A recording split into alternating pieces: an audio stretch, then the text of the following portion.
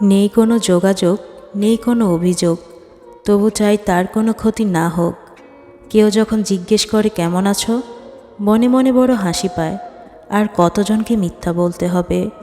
দুঃখ কষ্টের এক একটা দিনকে হাজার দিন মনে হয়, অথচ সুখের হাজারো দিনকে একটি দিন মনে হয়। নিজের মূল্য বুঝতে শেখো, না হয় যে কেউ তোমাকে ব্যবহার করে ছুঁড়ে ফেলে দিবে। অন্যের ক্ষতি বা তার জন্য যে গর্ত করছেন, ভিতরটা একটু কম করবেন, কারণ সেই গর্তে একদিন আপনাকেও পড়তে হতে পারে।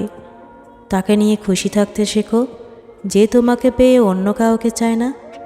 ছেলেরা সামান্য টি শার্ট কেনার আগে 50 বার চিন্তা করে, কিন্তু মানুষের ক্ষেত্রে সবসময় ভুল মানুষকেই বেছে নেয়। বিয়ের পর তুমি যদি সুখী না হও, তাহলে তুমি তাড়াতাড়ি বুড়ি হয়ে যাবে, আর যদি সুখী হও তাহলে তোমার বুড়ি হয়ে যাবে।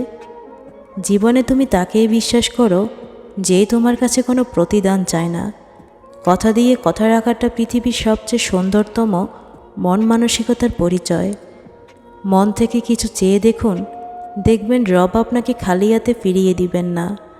স্মৃতি ও সময় দুটোই খুব মূল্যবান, কাউকে ফিরে পাওয়া যায় না।